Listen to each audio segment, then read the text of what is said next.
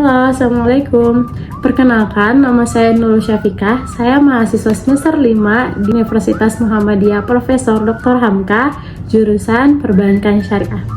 Oke, pada kesempatan kali ini saya akan membahas tema yang sangat menarik, yaitu Securities Crowdfunding Syariah. Pernah dengar gak? Atau udah familiar? Nah, pembahasan saya kali ini sangat relevan dengan Gen Z yang mempunyai jiwa-jiwa entrepreneur atau pedagang. Kira-kira udah ada gak sih dari kalian yang udah punya usaha nih, atau mau mulai usaha tapi terkendala dengan modal, permodalan, gak punya budget? Nah, mungkin materi kali ini bisa sedikit membantu atau bisa jadi inspirasi kalian untuk mencari permodalan atau dana. Kita langsung masuk aja materi kita kali ini. Nah, yang pertama, apa sih Securities Crowdfunding Syariah atau apa pengertiannya? Securities Crowdfunding Syariah adalah metode penggalangan dana di mana UMKM dapat mengeluarkan dan menawarkan efeknya sendiri berupa saham syariah dan sukuk kepada investor melalui platform digital berbasis teknologi dan informasi dan sesuai dengan prinsip syariah. Nah, selanjutnya siapa aja sih pihak-pihak yang terkait di Securities Crowdfunding ini? Yang pertama adalah UMKM atau penerbit efek di Securities Crowdfunding. Yang kedua adalah investor yang nantinya akan memberikan dana kepada UMKM untuk dikelola. Nah, sebagai perantaranya yaitu platform digital atau penyelenggara Securities Crowdfunding. Yang terakhir yaitu OJK atau Otoritas Jasa Keuangan sebagai pengawas lembaga Securities Crowdfunding tersebut.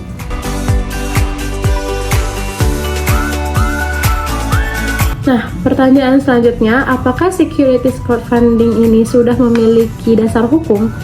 Jawabannya sudah, yaitu yang pertama adalah POJK atau Peraturan Otoritas Jasa Keuangan Nomor 57 Tahun 2020 tentang layanan urun dana berbasis teknologi informasi. Nah, yang kedua, Peraturan Otoritas Jasa Keuangan Nomor 37 Tahun 2018 tentang Equity Crowdfunding. Securities Crowdfunding Syariah juga sudah mendapatkan fatwa resmi dari Dewan Syariah Nasional Nomor 140 Tahun 2021 tentang Islamic Securities Crowdfunding. Oke, selanjutnya kita membahas tentang keunggulan Securities Crowdfunding Syariah. Nah, yang pertama ini keunggulannya adalah seluruh aktivitas investasi maupun penerbitan efek itu semuanya berbasis digital atau berbasis teknologi ya. Jadi dari mulai tahapan pertama nih UMKM-nya menerbitkan efek sampai investor melihat tertarik itu semuanya melalui platform digital yaitu Securities Crowdfunding. Nah, untuk keunggulan yang kedua yaitu pendanaan yang diberikan adalah bersifat modal, jadi tidak menimbulkan hutang. Melainkan nantinya UMKM akan memberikan dividen atau bagi hasil kepada investor yang telah memberikan dananya untuk dikelola. Nah, keunggulan yang ketiga, investor dapat menganalisis prospektus yang diberikan oleh UMKM. Walaupun kita ini Securities Crowdfunding ini berbasis digital atau platform aplikasi ya, tapi UMKM di sini wajib untuk memberikan prospektusnya juga seperti saham-saham biasanya. Untuk nantinya digunakan oleh investor menilai nih potensi usahanya, bagaimana ke depannya, menganalisis dan seperti saham biasa, seperti investasi biasa kan mengandung resiko ya. Jadi gimana sesuai dengan risk appetite atau kebutuhan resiko masing-masing orang kan berarti pasti berbeda.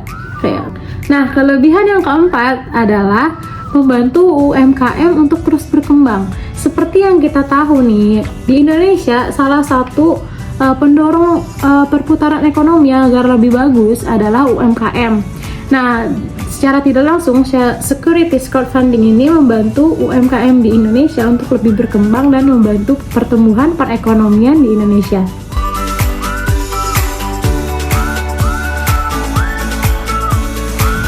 Nah, apabila ada pertanyaan nih, kenapa UMKM tersebut gak langsung minta pendanaan ke lembaga keuangan seperti perbankan dan lembaga keuangan lainnya, koperasi yang bisa memberikan pendanaan? Jawabannya adalah biasanya di bank syariah ya atau di perbankan itu pasti meminta agunan atau jaminan apabila ingin membiayai sesuatu proyek atau usaha.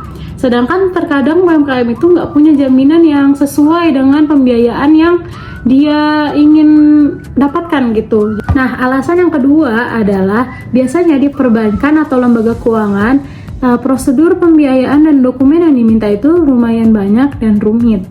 Nah, alasan yang ketiga adalah biasanya di pembiayaan pada perbankan atau lembaga keuangan itu memiliki jangka waktunya atau batas waktu tertentu. Seperti pembiayaan ini biasanya hanya 1-3 tahun atau 1-5 tahun paling lama gitu.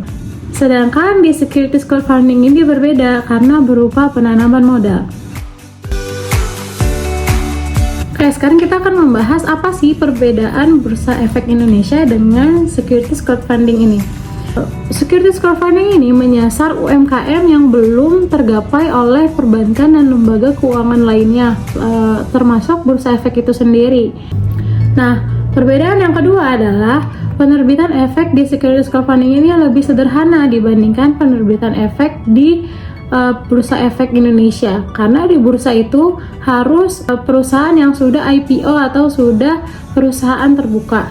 Nah, perbedaan yang ketiga, securities crowdfunding ini berbasis digital semuanya ya, baik pendaftaran dan segala macamnya itu digital. Sedangkan Bursa Efek ini lebih resmi karena ada prosedur-prosedur yang melibatkan anggota bursa secara resmi. Oke, sekarang perbedaan antara securities crowdfunding syariah dengan peer-to-peer lending syariah. Nah, kita sudah pernah dengar lah peer-to-peer lending syariah ini kan juga sama-sama platform peminjaman tapi online ya. Bedanya apa? Securities crowdfunding kan juga online. Ya jelas berbeda. Kalau securities crowdfunding ini berbasisnya efek atau saham dan sukuk. Tetapi kalau peer-to-peer lending ini berbasisnya pinjam-meminjam langsung. Nah, sekarang kita akan membahas nih platform digital dari securities crowdfunding ini di Indonesia yang sudah mendapatkan izin dari Otoritas Jasa Keuangan. Kita sebutin. Nah, yang pertama itu ada LanX, yang kedua Santara, yang ketiga Bizer, yang keempat Cordana, yang kelima Safik, yang keenam Dana Saham, yang ketujuh FunX, dan yang ke-8 LBS Urundana.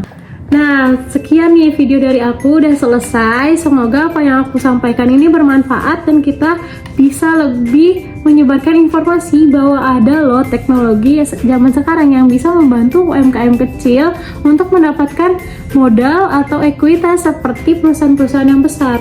Oke, sekian dari saya. Apabila ada kesalahan kata-kata atau informasi, mohon dimaafkan. Bisa dikoreksi di kolom komentar di bawah.